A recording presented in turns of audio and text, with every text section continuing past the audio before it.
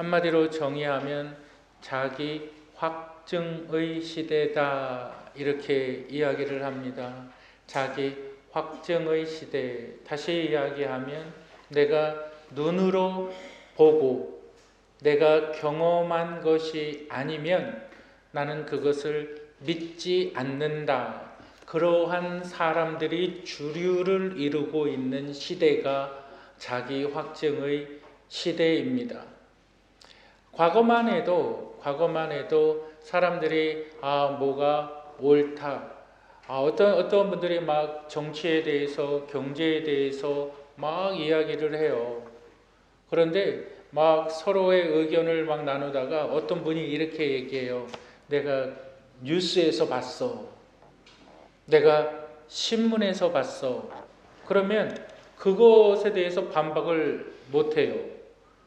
신문은 항상 정확했으니까, 뉴스는 항상 정확하게 했으니까.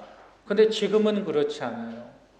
내가 뉴스에서 봤어, 내가 신문에서 봤어. 그래도 내가 이것을 믿지를 않아요. 잘 믿지 않는 시대.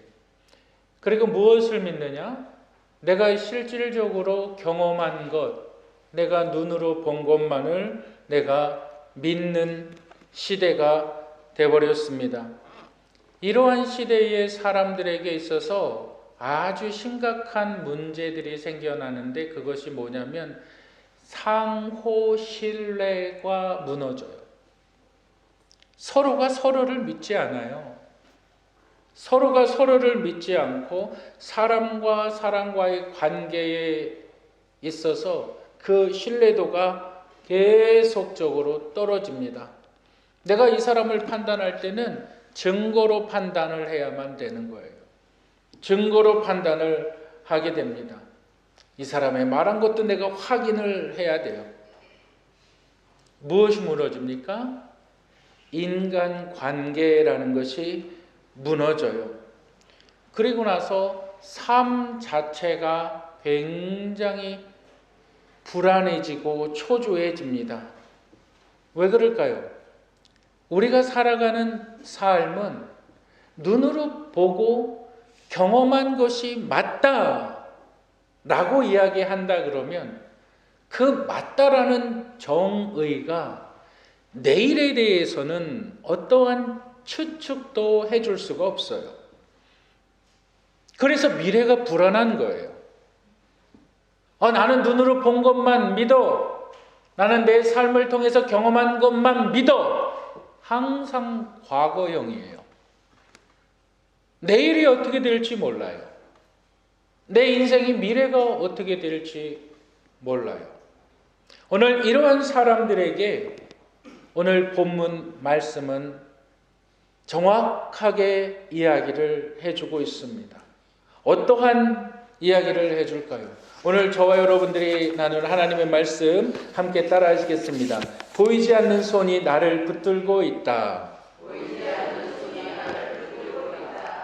보이지 않는 손이 나를 붙들고 있다. 예수님께서 부활하셨어요. 예수님께서 죽으시고 부활하셨어요. 그런데 제자들이 모여서 예수 그리스도의 부활에 대해서 이야기해요. 근데 그 중에 한 사람, 누가? 도마라는 사람이 의심을 합니다. 왜 의심을 할까요? 그의 의심은 정당한 의심이었을까요? 믿음이 없어서 하는 의심이었을까요? 보이지 않는 손이 나를 붙들고 있다 해서 우리가 기억해야 되는 첫 번째가 있는데, 다시 한번 따라 하시겠습니다. 보이지 않아도 붙드는 믿음이 인생을 살린다. 보이지 않아도 붙드는 믿음이 인생을 살린다. 여러분, 도마, 그는 굉장히 똑똑한 사람이었고 아주 논리에 강한 사람이에요. 소위 말하면 지적으로 이 지혜가 좀 있는 사람이에요. 그래서 이런 사람들을 갖다가 오늘날 MBTI 이런 사람의 성향을 딱 이야기하면 ISTP 이런 사람이에요. ISTP 아니면 ISPJ. 왜 그럴까요? 우리 한번 요한복음 20장 25절을 한번 읽어보실까요? 요한복음 20장 25절 읽겠습니다. 시작.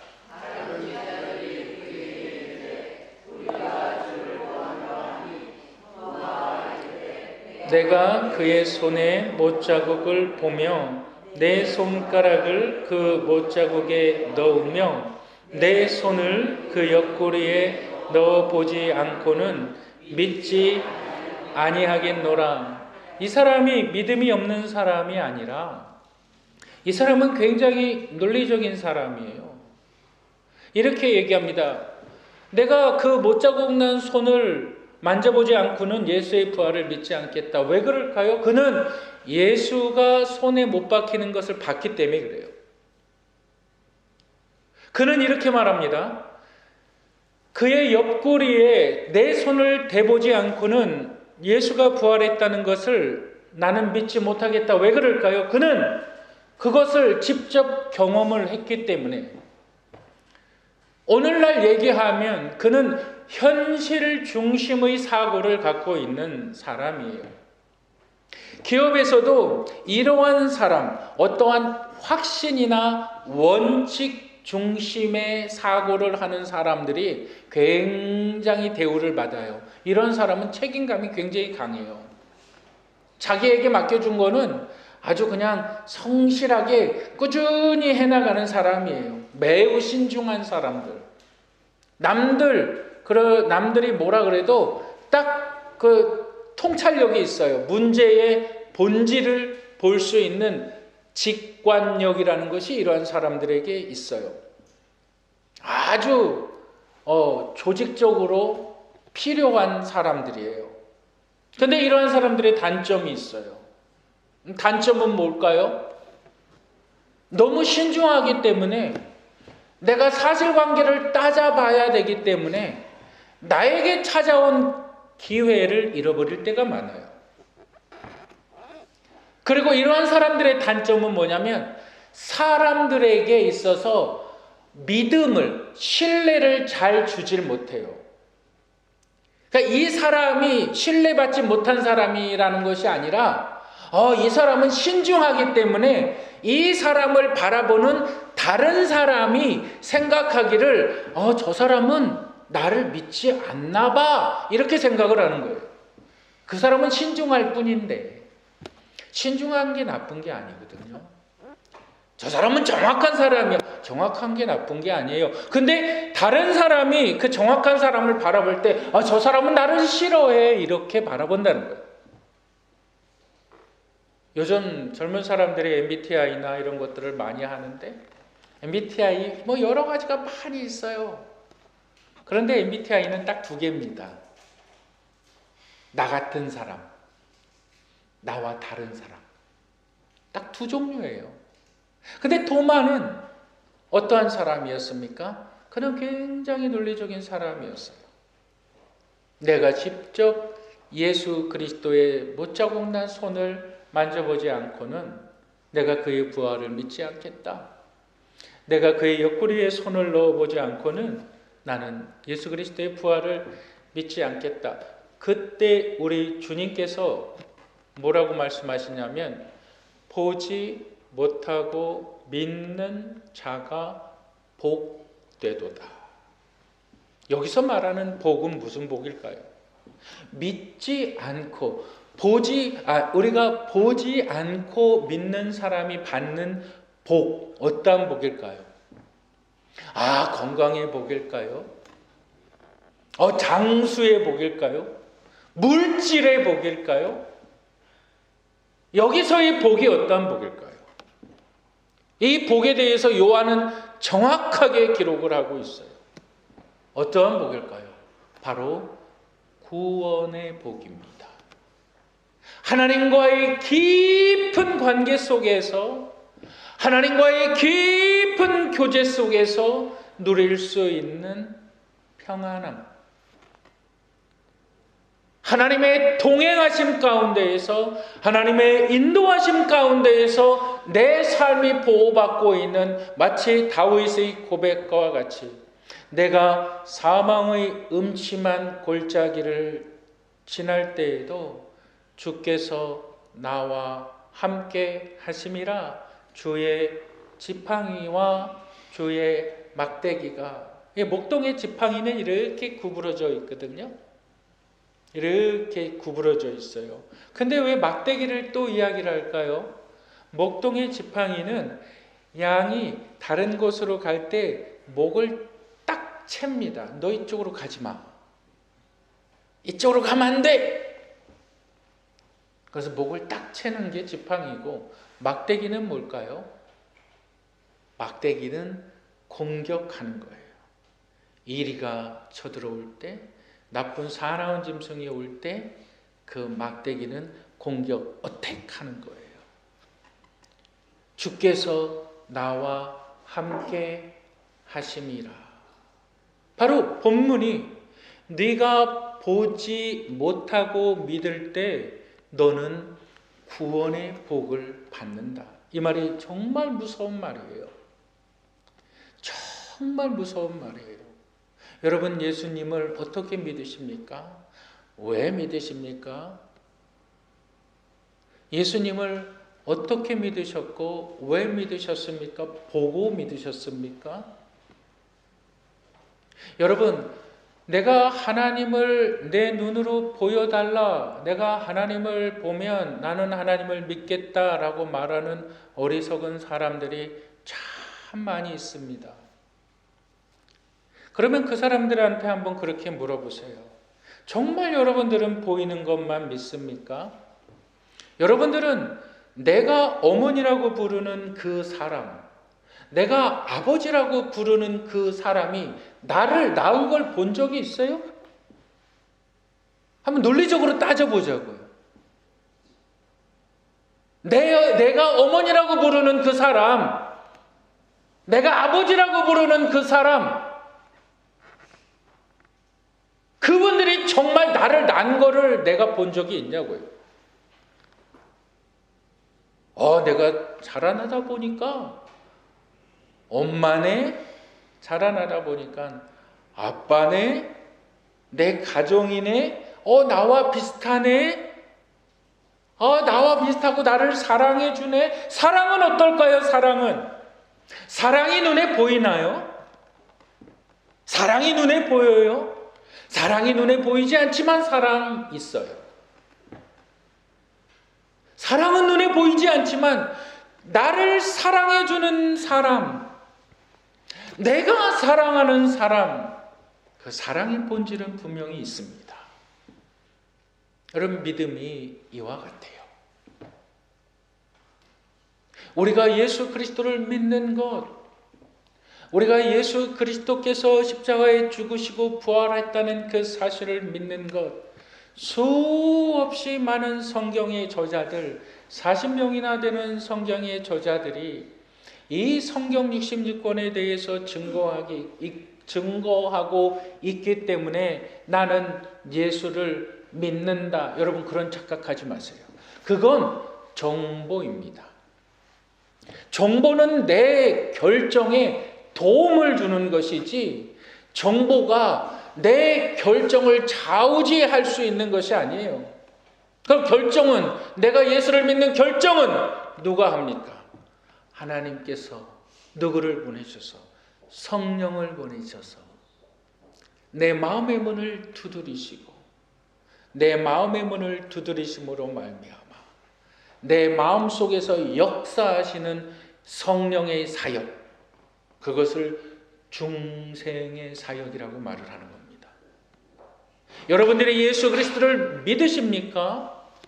나는 예수 그리스도를 믿는데 내 삶은 정말 힘들고 어렵고, 내 삶은 아까 우리 집사님 간증한 것처럼 정말 내일이 안 왔으면 좋겠다고 생각하는 그러한 날들이 연속적으로 펼쳐져 있어도 내가 하나님을 믿기로 작정한 것이 아니라 하나님께서 나에게 믿음을 주셔서 나를 붙잡고 계시기 때문에 나는 하나님의 은혜 가운데 그래도 살아갈 수 있는 거예요.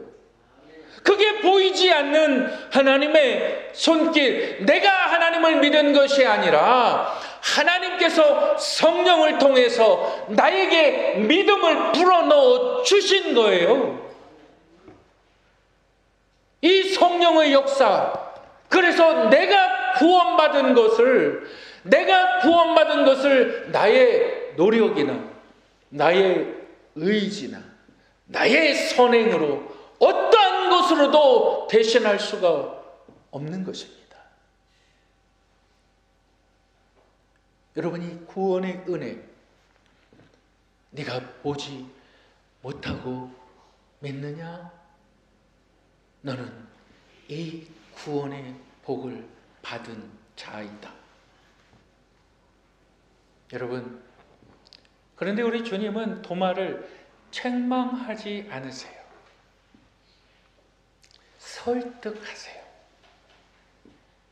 이렇게 설득하세요. 우리가 두 번째로 보이지 않는 손이 나를 붙들고 있다 해서 기억해야 되는 두 번째가 있는데 우리 한번 따라 하시겠습니다. 그 믿음이 결국 생명을 일으킨다. 그 믿음이 결국 생명을 일으킨다. 우리 한번 20장 31절을 읽어보실까요? 20장 31절 읽겠습니다. 시작.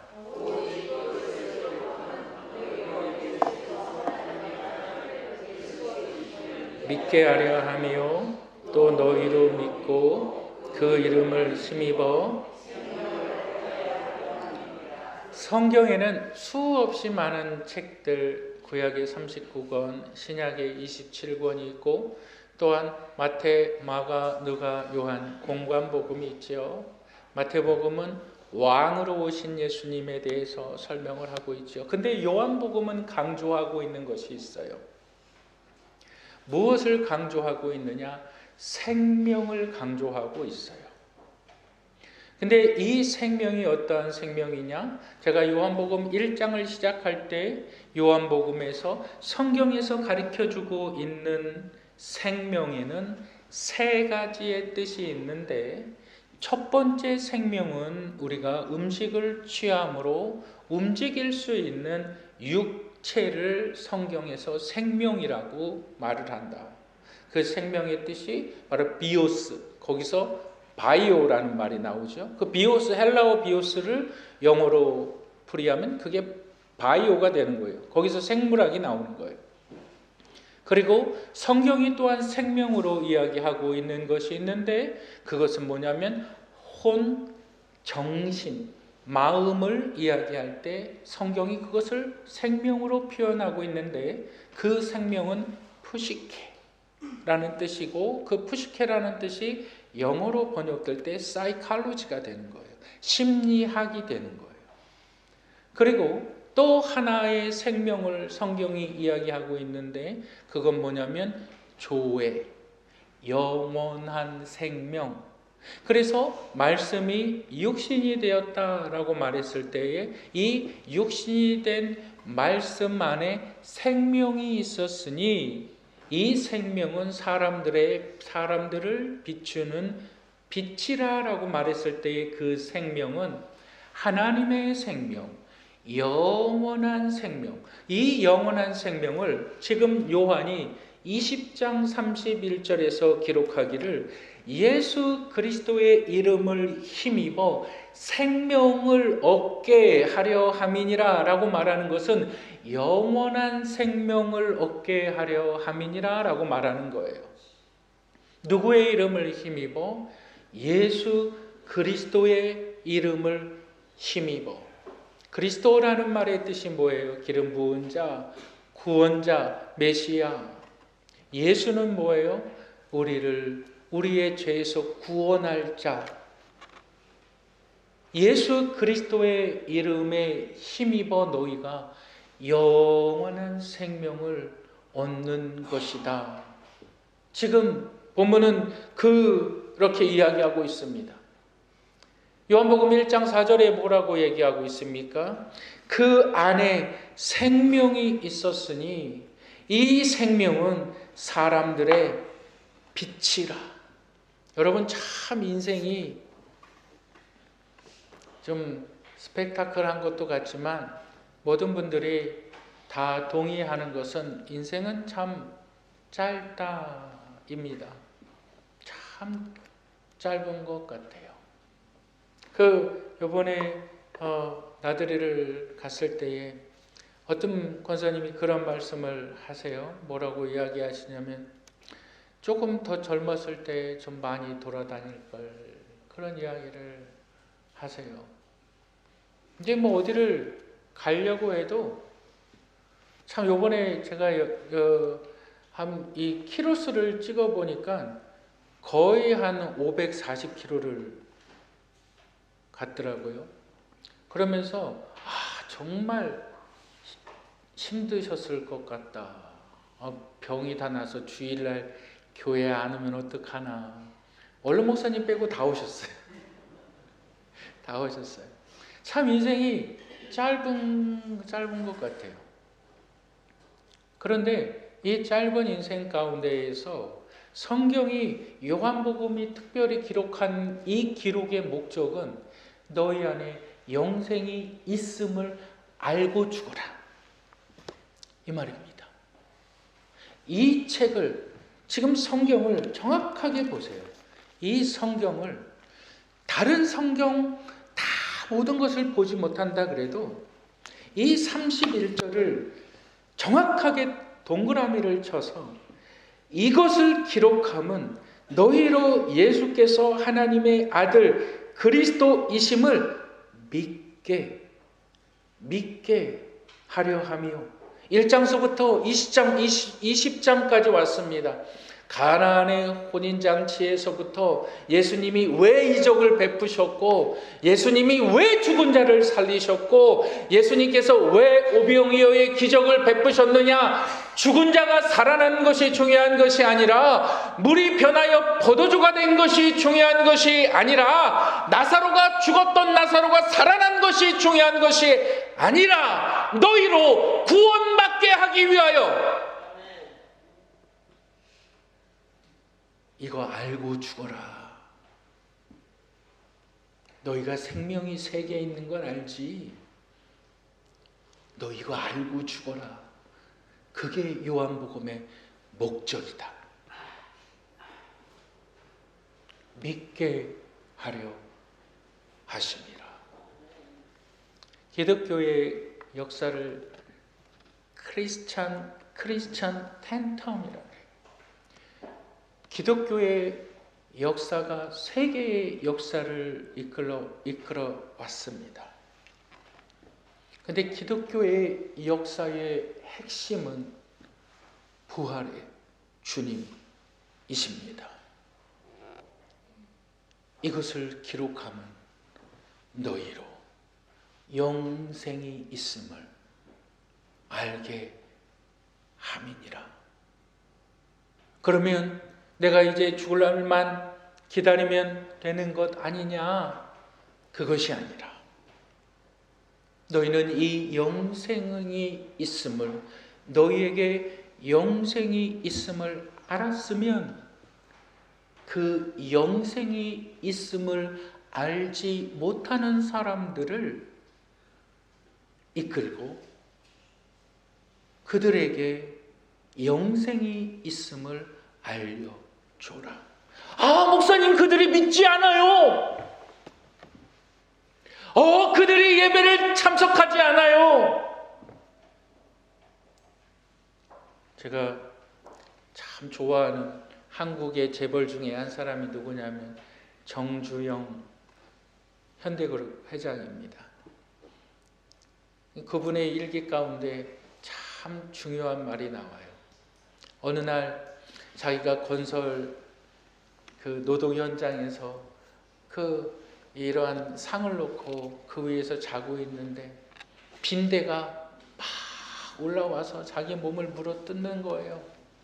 그래서 이 상 다리에다가 물을 받쳐 놓으면은 빈대가 물에 빠지니까 못 올라오겠지. 정주영 그분이 굉장히 똑똑하잖아요. 못 올라오겠지. 그래서 잠을 자려고 그러니까 또 빈대가 무는 거예요. 어떻게 무냐? 이 빈대가 머리를 쓰는 거예요. 저 나무 기둥을 타고 올라가서 정주영 씨 몸으로 다이빙을 하는 거예요. 다이빙을 해서 거기서 무는 거예요. 그러면서 이분이 딱 깨달아요. 야, 빈대도 생각을 하는구나. 그러면서 유명한 말을 해요. 어떠한 삶에 문제가 있고 어떠한 비즈니스에 문제가 딱 맡겼을 때 사람들이 안 된다고 할 때 그분이 딱 하는 말이 있어요. 그거 뭐냐면 해봤어? 우리 한번 옆에 분들에게 이렇게 말해보세요. 해봤어? 전해봤어? 하시라고요. 전해봤어? 네, 지금 그것을 이야기하고 있는 거예요. 너희가 생명이 있으면 그 생명을 알지 못하는 사람에게 전하는 것. 그러면 하나님께서 너희의 하나님이 되시고 그는 구원을 베푸실 전능자이시고 그는 모든 것을 제공해 주는 공급자이시고 그는 우리를 보호하시는 분이십니다. 이 사실을 믿고 한 주간도 살아가시는 분들이 되시기를 주님의 이름으로 축복합니다.